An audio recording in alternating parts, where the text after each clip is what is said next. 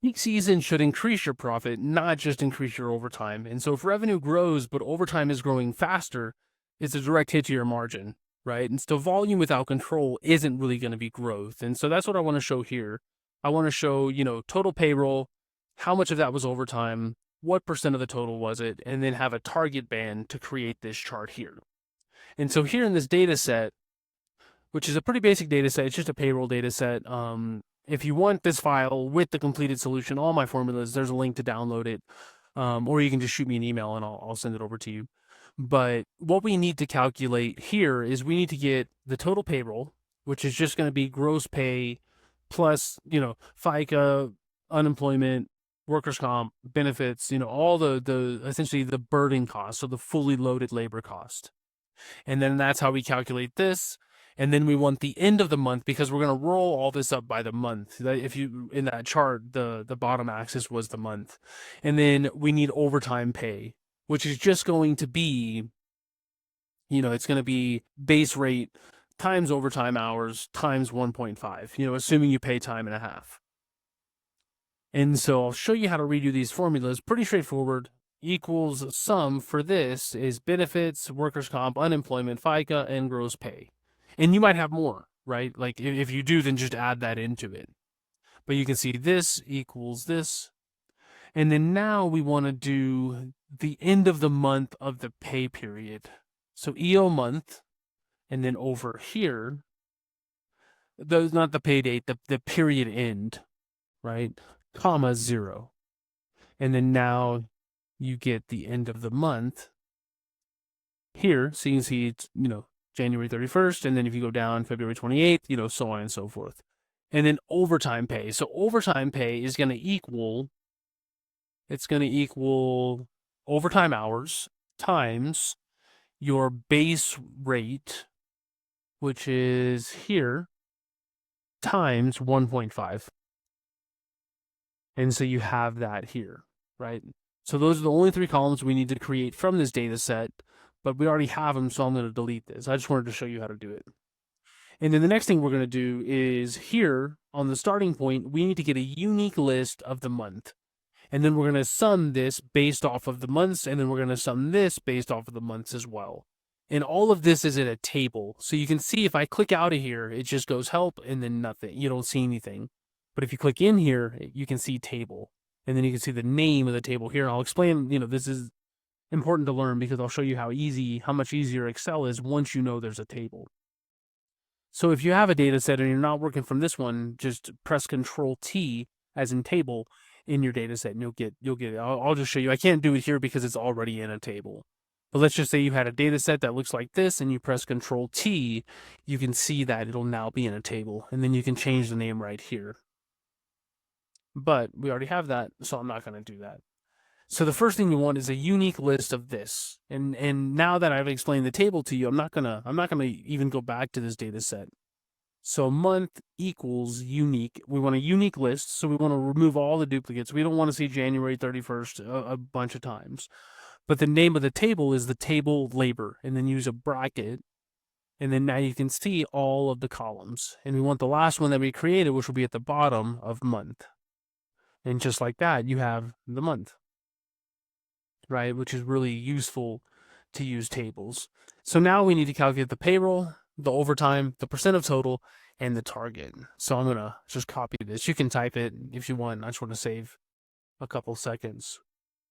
Okay, so to calculate overtime, we want to sum that overtime column that we created for the month of, January 31st, 25. So sum if s, right? Sum if. So what do we want to sum? Where's the sum range?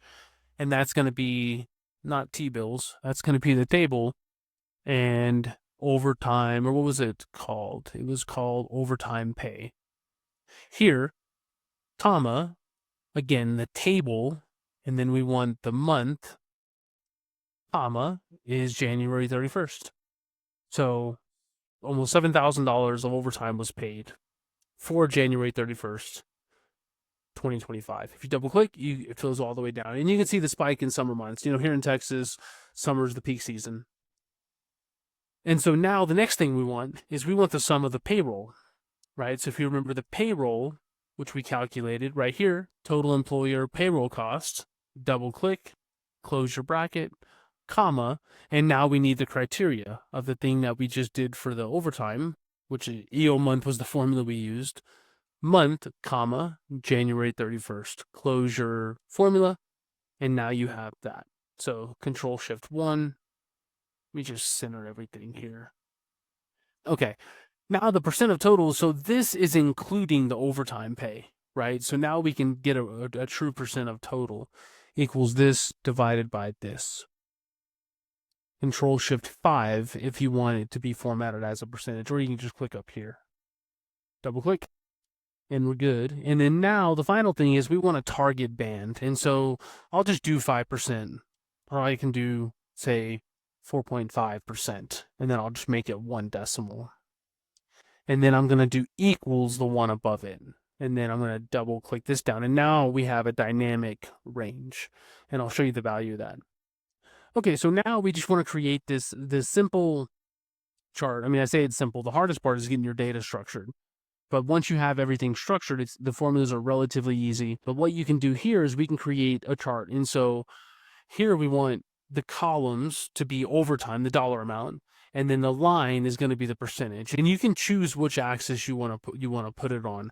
In this here, what I'll do is, and also after the video I'll fix this, but I want the y-axis to be at the percent, because this is overtime cost as a percent of payroll. That's the KPI. So the axis, it's still good. It's just I want the overtime pay axis to be the secondary axis, and I'll show you how to do that.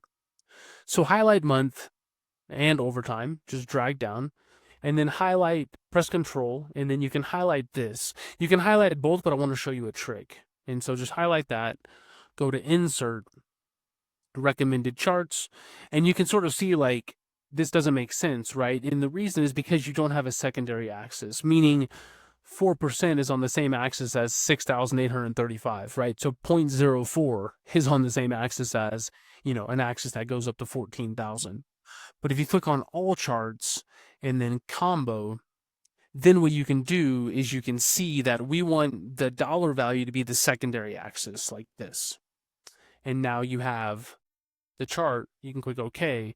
And again, this is backwards. It's still painting the same picture, but instead of the dollar value on the y-axis, we have the dollar value on this secondary axis, which is what we want, because again, this is the KPI of overtime cost as a percentage of payroll. Let me just get the title here. Okay, so the final thing I want to show is if you want the values to be shown. Oh, no, sorry. Let's add the target. Highlight the target, Control C, Control Shift V, or Control C, click on the column, Control V. And now if you double click, this little Format Data Series box pulls up.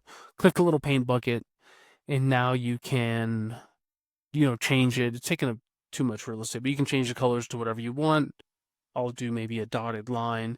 We just want to see it there. We don't want it to take up too much space. So in other words, whenever the orange is above, it's above your threshold, above your target, but it's the summer months, which makes perfect sense, here in Texas. And then the final thing is, if you want the values of the line, of the orange line, or the columns, or even the black line, which I don't know why you'd want the black line, is right here. But if you want that, then you can click on the chart, and then the crosshairs, and then data labels. But it's like, this is way too noisy, right? So because this is as a percentage, what I'll do is I'll click just the line, the orange line, and then click on data labels again, and then you can see. And what I'll do from here, because like this right here is this 4.5 is a little bit hard to see. This 5.8, the percent sign's a little bit, behind the blue or in front of the blue line. And so I'll click on the number, and then I'll go to home, and then you can click here to fill in the background color. And you can make it bold if you want. And then you can just maybe move a couple out of the way. Everything looks to be okay, but if you wanted to move one out of the way, you could just, click on it. You have to double click, and then you could just, move it, drag it out of the way. But anyways, that is it for this one. If you have any questions, if you want this file with my solution here, I'm going to flip the axes, but if you want it with the solution, there's a link to download it. You can shoot me an email as well. If you want some help recreating this, because I get it, like this is the hardest part. Just getting numbers structured properly is the hardest part. The formulas are I'm not saying they're easy, but they're relatively easy. Structuring everything in a proper format is what's what's valuable. But at the end of the day, if you have, say, I don't know, 20 employees and you're paying them twice a month, say every 2 weeks, that's only going to be 40 rows of data, a month pretty much. Um, and so might be worth having somebody, manually enter in the data, because the structure, what you can get, the insights you can get are very valuable. It'll pay more than pay for the cost of having somebody enter in the data. But anyways, that's it for this one. Oh yeah, if you do need help structuring your data, shoot me an email. I don't know if I said that. But yeah, but anyways, that's it for this one, and I will see you in future videos.